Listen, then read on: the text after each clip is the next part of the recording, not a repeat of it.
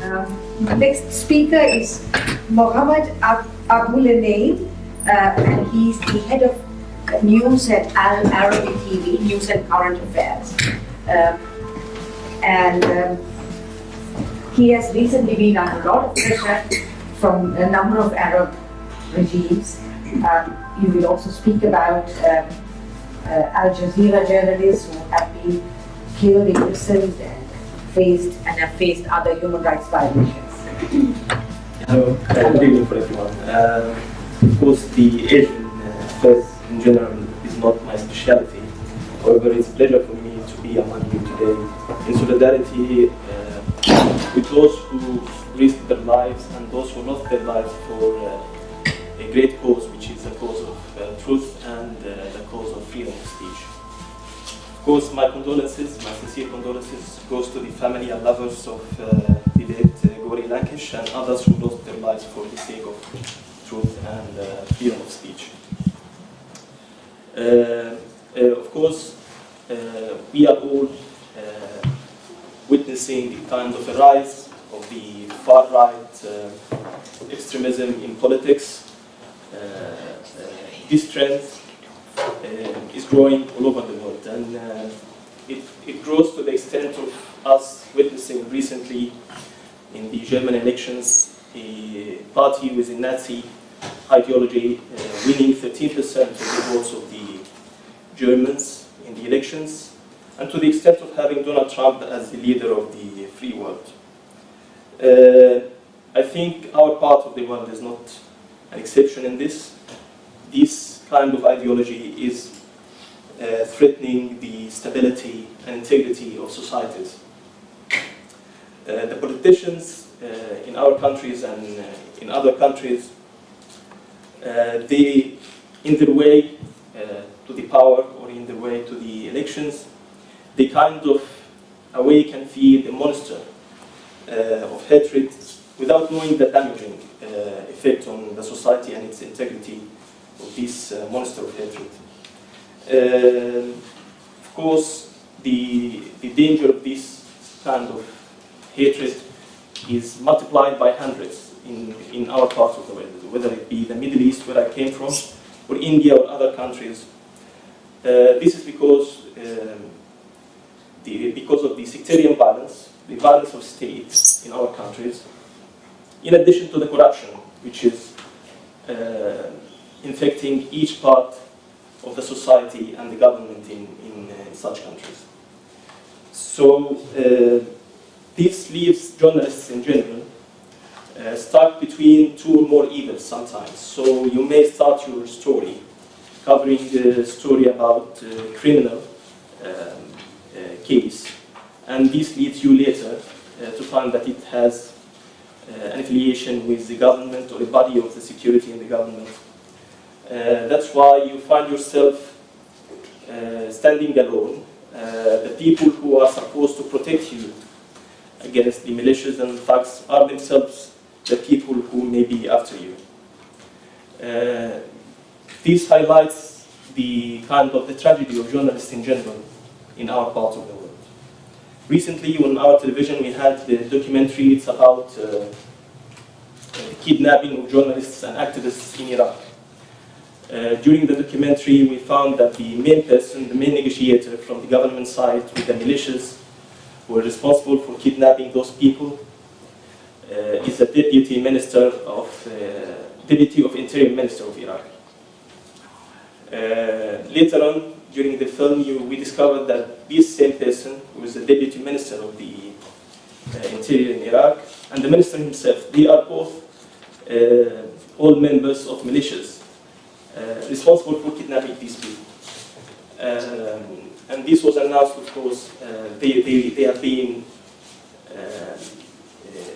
blamed, these organizations have been blamed by many of the human rights organizations. So the people you trust to protect you are always, or in many cases, the people who are after you due to corruption and to the rise of sectarian violence. For those of you, who have been to what's called hostile environment courses, I've been to a number of them, and the first thing they teach you in these social environment courses is that there is no story that's worth your life. So you have to be careful not to enter this red zone. My idea is always, why don't you go and say this to the corrupt policemen, to the corrupt governments, to the corrupt businessmen, that no story is worth our lives and our families. They need to know that whatever we uncover about their corruption, it doesn't worth killing a journalist. I believe that this is a message that needs to go clearly for everyone. We used at certain, we used in Egypt, where I was born and brought up, and when I started my career in journalism, we used to have this perception that the government is always afraid of prosecuting and killing or harming the foreign nationals. The foreign nationals or the foreign journalists. But recently, in the last few years, there was an exception to this, and actually this gives a signal of how far they are going with their atrocities. We had a number of cases where government has been prosecuting the foreign nationals, like the Al Jazeera journalist Peter Christie, the Australian one, who have been freed after a lot of pressure later, and this very famous case of the Italian academic Giulio Regini, who have been killed in Egypt, and all the clues are leading to the hands of the Egyptian authorities, especially the security forces. So what I want to say is that what's happening in India is not an exception, and as long as we have these kind of governments, these extremists in power, I believe we'll continue to suffer from such atrocities. This may be a message, or kind of pessimistic message, that may lead some people to think that, okay, to be on the safe side, I think let's play it safely and let's avoid this kind of journalism that brought these kinds of troubles. I think to protect our career and to protect our colleagues, the opposite should be,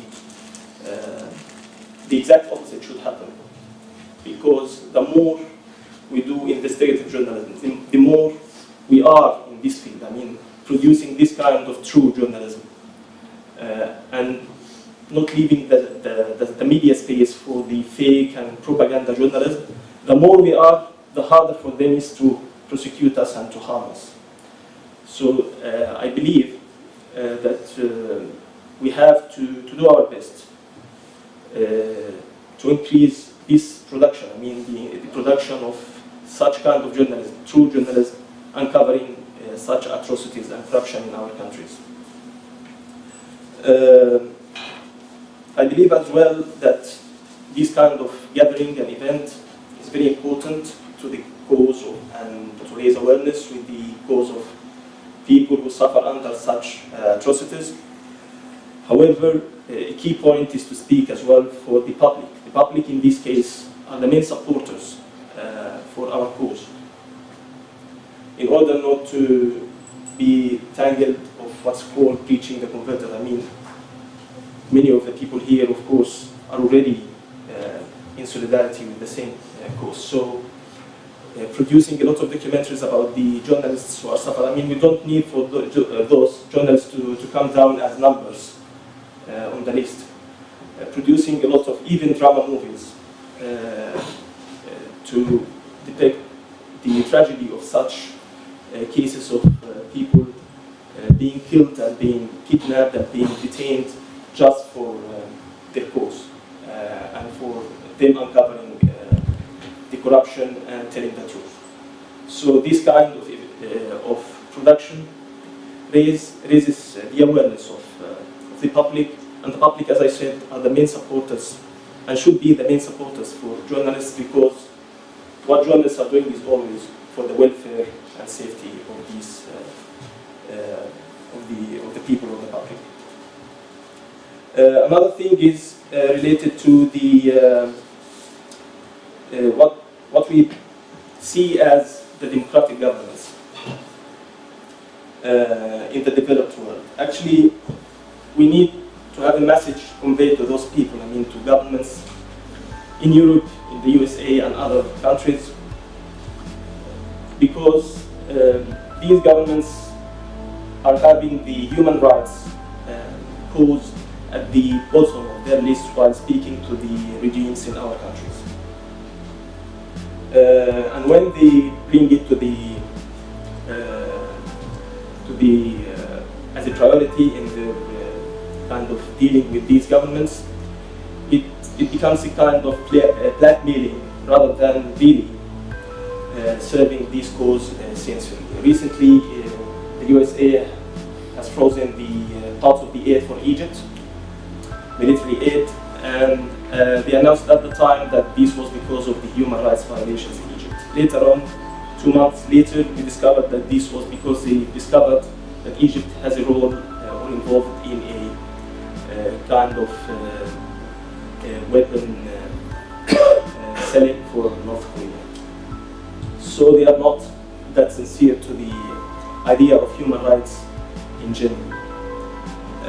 So the message needs to reach them that the kind of global fight against terrorism and extremism around the world will not succeed without them knowing that whatever oppression, whatever atrocities is happening in our parts of the world, is happening in the south and east of this planet, will have its echo of violence in the north and west of it, I mean in the rest of the world. So they need to adhere to it as their cause and to commit to it actually while dealing with our kind of regimes.